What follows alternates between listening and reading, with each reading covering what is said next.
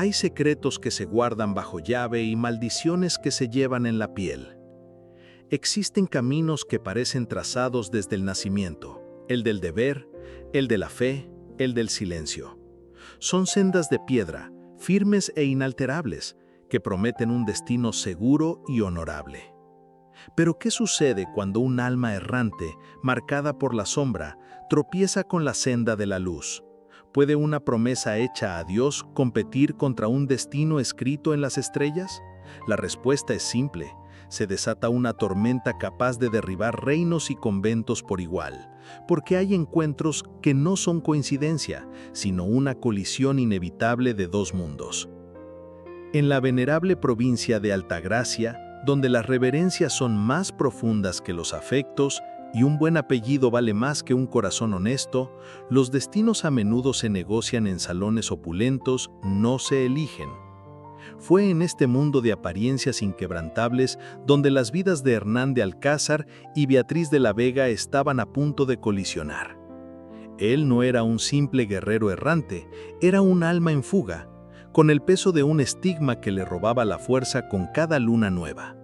Exhausto, con el polvo del camino y la desesperanza adheridos a su piel, llegó buscando refugio a las puertas del convento de las Almas Serenas, un santuario de piedra blanca anidado en el corazón de la Sierra de las Sombras.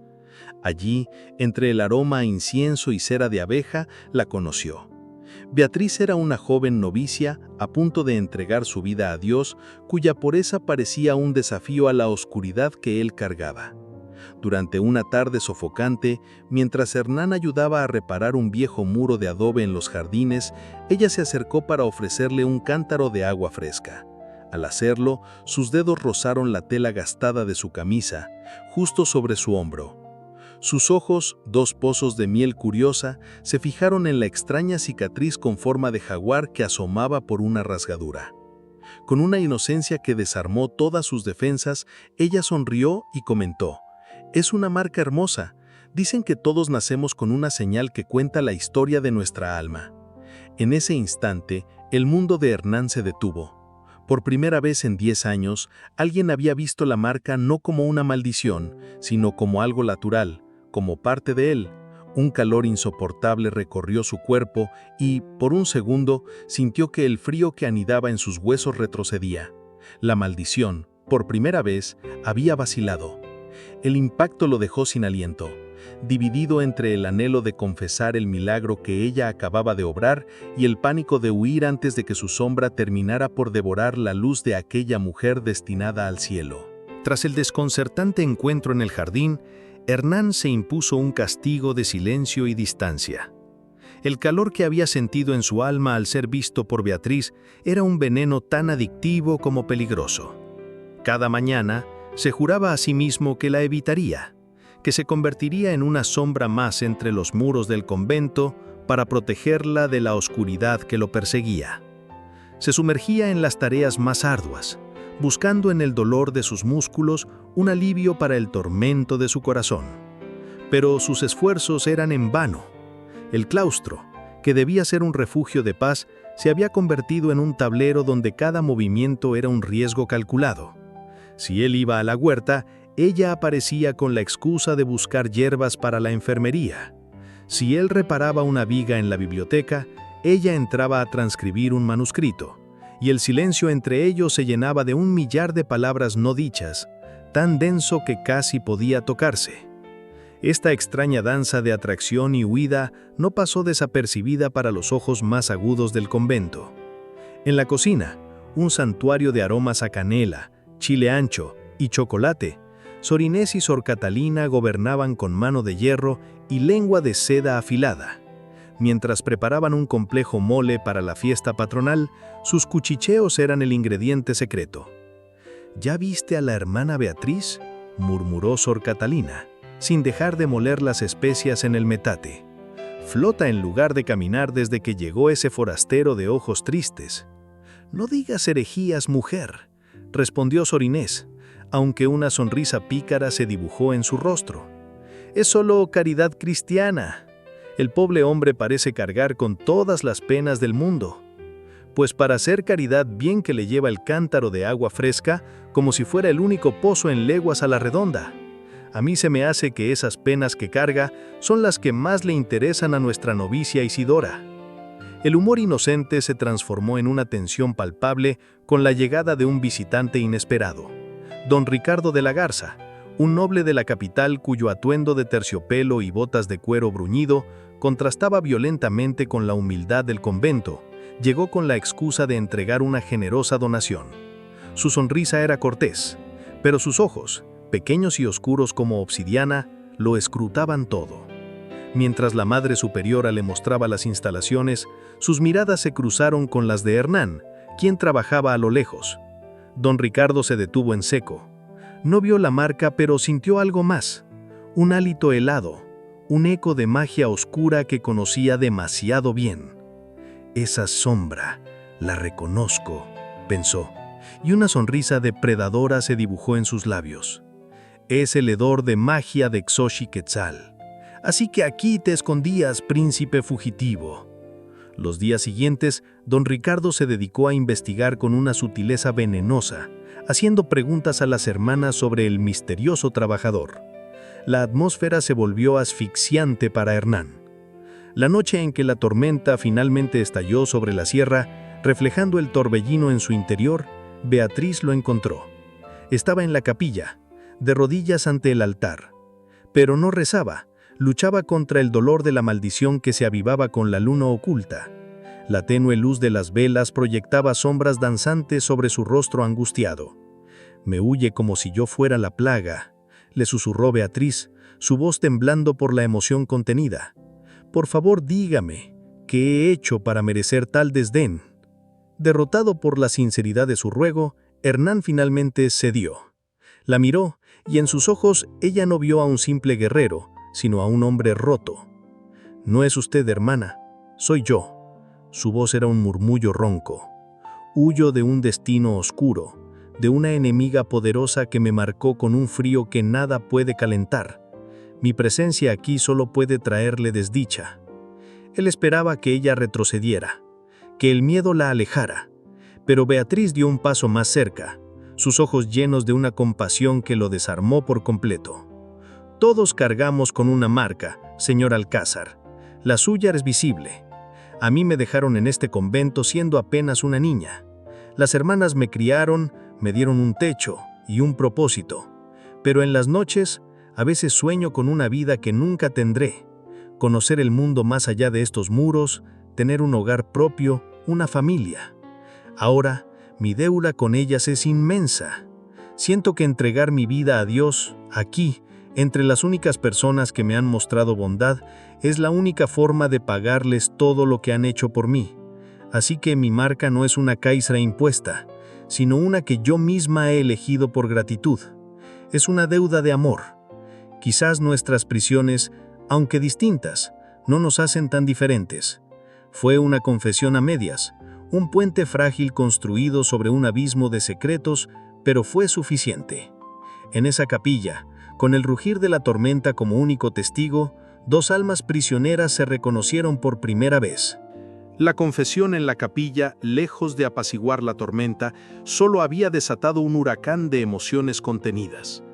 Los días que siguieron, Hernán y Beatriz se movían en una órbita peligrosa, compartiendo miradas cargadas de un entendimiento tácito que era a la vez un bálsamo y una condena. Ya no había excusas inocentes, sino encuentros deliberados en los rincones más olvidados del convento, junto al viejo acueducto, bajo la sombra del enorme aguahuete del patio trasero o en el silencio polvoriento del desván. Fue en uno de esos encuentros, con el aroma a libros viejos y madera antigua envolviéndolos, que las verdades más profundas comenzaron a emerger. «Mi enemiga no es una mujer común, Beatriz», le confesó Hernán una tarde, su voz apenas un susurro. «Es Xochiquetzal, una hechicera cuyo poder se alimenta del miedo y la ambición. Y el frío que me marcó no fue un castigo al azar, fue su venganza». Beatriz lo escuchaba, su corazón latiendo con una mezcla de pavor y fascinación. «¿Venganza por qué?». Hernán desvió la mirada, el peso de su pasado cayendo sobre él como una losa. porque me negué a ser su marioneta, porque hace 10 años yo no era Hernán de Alcázar, el trabajador errante. Yo era el príncipe heredero del reino de Solara, y huí para escapar de un matrimonio arreglado, una alianza que habría entregado mi reino a una familia cruel y a ella, su principal consejera. La maldición fue el precio de mi libertad. La revelación dejó a Beatriz sin aliento. El hombre frente a ella, con sus manos callosas y su ropa gastada, era un príncipe perdido. Pero antes de que pudiera asimilar la magnitud de su secreto, él la miró con una intensidad que la obligó a compartir el suyo. Usted también esconde algo, Beatriz. Lo veo en sus ojos. No es solo una deuda de gratitud, es el peso de un linaje. Beatriz tomó una bocanada de aire como si las palabras fueran a ahogarla. El linaje es la razón de mi deuda, mi príncipe. Son las dos caras de mi prisión. Sus ojos se llenaron de una tristeza antigua.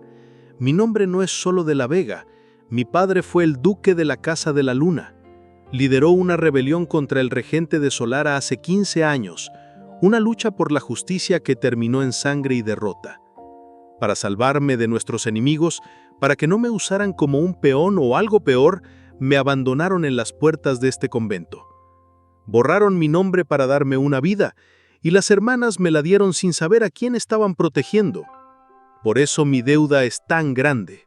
Por eso debo tomar los votos. Mi existencia afuera es una amenaza, pero mi corazón aquí sueña con lo imposible. Mientras tanto, en la capital, don Ricardo de la Garza se presentaba ante la verdadera serpiente detrás del trono, el consejero real, don Anselmo, un hombre de apariencia pulcra y modales impecables, cuya ambición era tan vasta como su crueldad. «Lo encontré, mi señor», dijo don Ricardo con una reverencia. «El príncipe fugitivo se esconde en un convento, debilitado por la magia de Xochiquetzal». «Excelente», respondió don Anselmo, acariciando el mango de un abrecartas de plata. «¿Y qué más?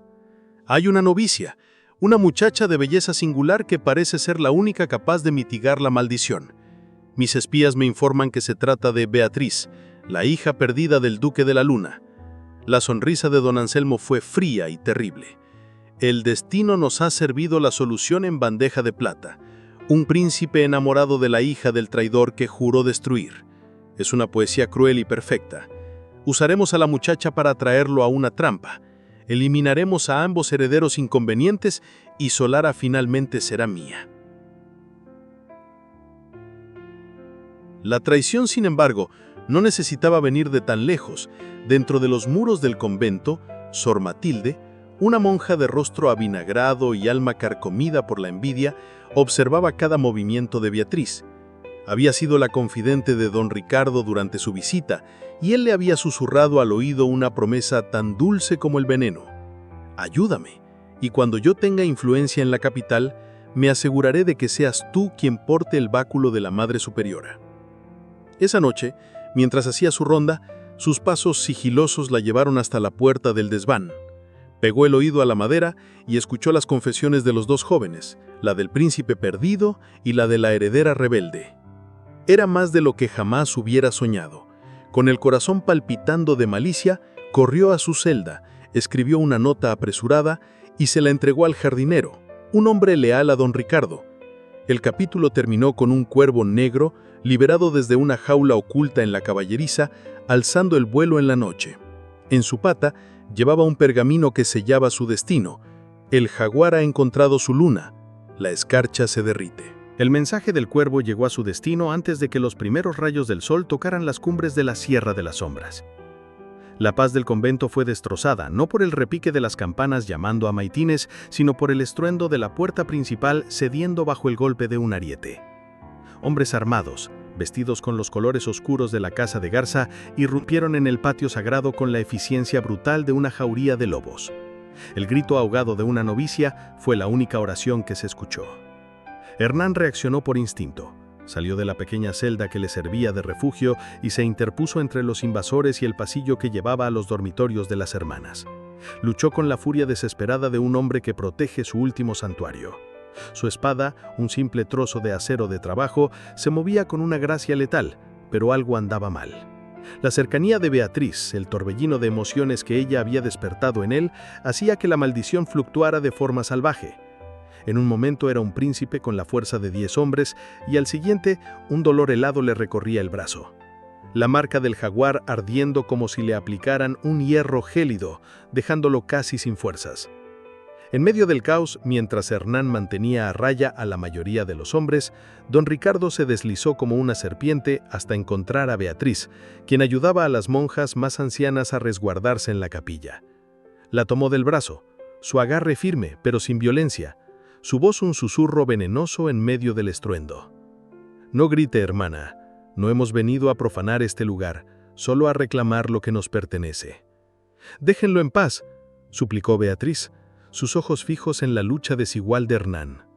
La sonrisa de don Ricardo fue condescendiente. «Oh, el destino del príncipe ya está sellado, pero el suyo y el de todo el reino de Solara aún está por escribirse. Y la pluma, querida novicia, la tiene usted». Con una crueldad calculada le reveló el chantaje. «Usted es la última de la Casa de la Luna. Su mera existencia es una afrenta. Si elige a este príncipe maldito, su amor será la antorcha que encienda una nueva guerra civil. Los viejos aliados de su padre se alzarán en su nombre, y el reino se ahogará en sangre. Pero», hizo una pausa, saboreando su poder, «si lo abandona, si regresa a su celda y jura no volver a verlo jamás, le doy mi palabra de que Solara conocerá la paz. La elección es suya, su felicidad o la vida de miles». Las palabras la golpearon con la fuerza de un rayo. Don Ricardo le estaba diciendo que el sacrificio de sus padres y la vida que las hermanas le habían regalado al criarla no habrían servido de nada, que su amor por Hernán era la traición definitiva a su deuda de gratitud. Se quedó paralizada, con el corazón desgarrado entre el amor que sentía y el deber que había jurado a sí misma. Fue entonces cuando una figura inesperada irrumpió en escena. Fray Pascual, el fraile robusto y de apetito insaciable, apareció corriendo desde la cocina, con el rostro rojo y una expresión de pánico cómico. «¡Fuego, fuego en la cocina!», gritó, agitando los brazos. Varios mercenarios se giraron, dudando. Fray Pascual, en su desesperación, tropezó aparatosamente junto al fogón principal donde las cocineras preparaban el desayuno. Su caída provocó que un enorme vesto de chiles secos, los más picantes de la región, volcara directamente sobre las brasas ardientes. El efecto fue instantáneo y devastador. Una nube de humo acre y picante llenó la cocina y los pasillos contiguos, provocando un ataque de tos incontrolable entre los hombres de don Ricardo, quienes soltaron sus espadas para llevarse las manos a los ojos llorosos. En medio del caos, mientras Hernán mantenía a raya a la mayoría de los hombres, Fray Pascual agarró a Hernán y a Beatriz. «El Señor castiga con fuego y azufre, y a veces con un poquito de chile piquín», les guiñó el ojo y señaló hacia el altar. «Ahora corran, mis hijos, por el pasadizo detrás del altar». El aire frío de la sierra cortaba sus pulmones mientras corrían por senderos peligrosos, escuchando a lo lejos los ladridos de los perros de caza y los gritos de sus perseguidores. Con cada paso que los alejaba de la protección del convento, Hernán sentía cómo la maldición reclamaba su cuerpo. La marca en el hombro era un pedazo de hielo que le quemaba la piel, y su respiración se volvía cada vez más dificultosa. Tropezó, apoyándose en una roca, el rostro pálido y cubierto de sudor frío. Beatriz lo sostuvo, su rostro lleno de terror al ver cómo la sombra que tanto temía comenzaba por fin a consumirlo. Hay batallas que se ganan con la espada, pero las más importantes, las que definen un destino, se vencen con una sola elección del corazón. La huida terminó en la cima de la montaña, en un círculo de ruinas antiguas que parecían los huesos de un titán olvidado. Agotados, con los pulmones ardiendo y el miedo como un compañero helado, Hernán y Beatriz fueron finalmente acorralados. Hernán, pálido y tembloroso, se arrodilló, luchando por cada bocanada de aire mientras la maldición amenazaba con dar su abrazo final. Don Ricardo y sus hombres los rodearon, con las espadas desenvainadas y sonrisas triunfantes. Pero no estaban solos. De entre las sombras de un monolito erosionado, emergió una figura que heló la sangre de Beatriz, Yoxi-Quetzal.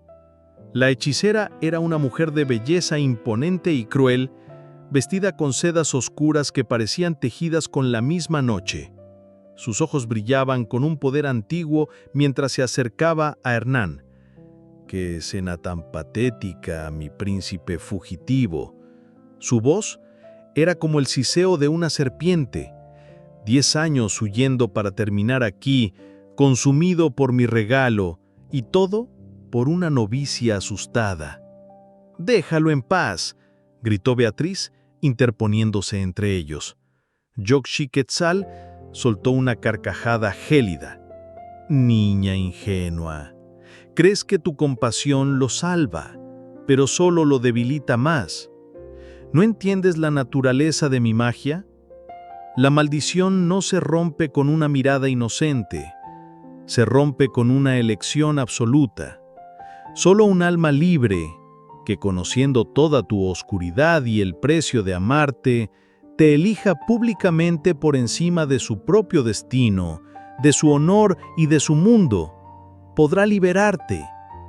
Como si fuera una señal, 2 de los hombres de Ricardo arrastraron a un magullado pero desafiante fray Pascual, a quien habían capturado en la persecución. Don Ricardo colocó un cuchillo en la garganta del fraile. «La hechicera habla de elecciones, novicia. Aquí tienes la tuya. Renuncia a él. Jura volver a tu claustro y este hombre vivirá. Elige a este paria y tu amigo morirá antes de que la sangre de la guerra que provocarás empiece a correr». El mundo de Beatriz se redujo a ese instante.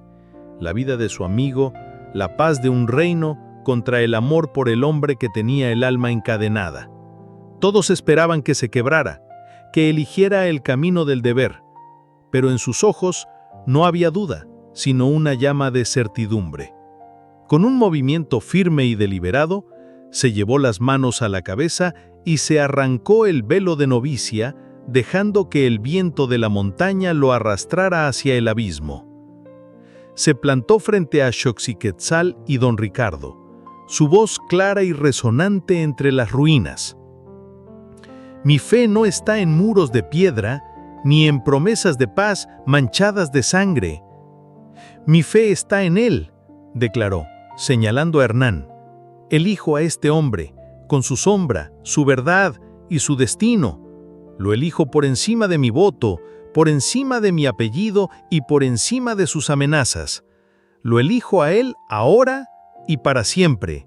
En el momento en que las palabras abandonaron sus labios, un poder inmenso sacudió la tierra. La marca del jaguar en el hombro de Hernán no se desvaneció, estalló en un torrente de luz dorada que lo envolvió por completo. El frío gelado fue reemplazado por una fuerza arrolladora. Se puso de pie, ya no como un hombre roto, sino como el príncipe que siempre debió ser, sus ojos brillando con un poder renovado. El shock en los rostros de sus enemigos fue su única ventaja. Con una velocidad y una fuerza que parecían sobrehumanas, desarmó a don Ricardo y liberó a fray Pascual. La magia de Xochiquetzal, cuya ancla era la maldición, se hizo añicos. Derrotada, se desvaneció entre las sombras, no sin antes lanzar una última mirada de odio. Meses después, la primavera había llegado al reino de Solara, trayendo consigo no solo flores, sino también una era de esperanza. Hernán, habiendo reclamado su lugar por derecho, se presentó ante su corte y su pueblo, pero no lo hizo para anunciar una alianza política, sino para sellar una promesa de amor. La gran catedral de la capital estaba abarrotada, no solo de nobles curiosos, sino de gente del pueblo que había escuchado la leyenda del príncipe perdido y la novicia valiente. Cuando Beatriz caminó hacia el altar, no llevaba un velo, sino una sencilla corona de flores silvestres sobre su cabello suelto. Su vestido era elegante, pero reflejaba la simplicidad y la fortaleza de su espíritu. Hernán la recibió con una mirada que contenía una vida entera de gratitud y amor. El hombre que ofició la ceremonia no fue el arzobispo, sino un sonriente fray Pascual, ascendido a consejero real, quien declaró con su vozarrón: Lo que Dios ha unido a través de pruebas de fuego, chile piquín y una buena dosis de terquedad, que no lo separe el hombre. El reino estalló en una ovación. Juntos, Hernán y Beatriz, el príncipe que abrazó su sombra y la mujer que eligió la libertad, comenzaron su reinado, demostrando a todos que el verdadero poder no reside en una corona o en un apellido, sino en la inquebrantable libertad del corazón. Muchísimas gracias por acompañarnos hasta el final de esta historia. Esperamos de todo corazón que te haya llegado tanto como a nosotros al contarla. Nos encantaría saber tu opinión. ¿Qué fue lo que más te emocionó? ¿Desde dónde nos escuchas? Cuéntanos en los comentarios, leemos cada uno con cariño. Si esta historia te inspiró, no olvides suscribirte al canal y dar me gusta al video como muestra de apoyo. Eso nos motiva enormemente a seguir creando más relatos llenos de emociones.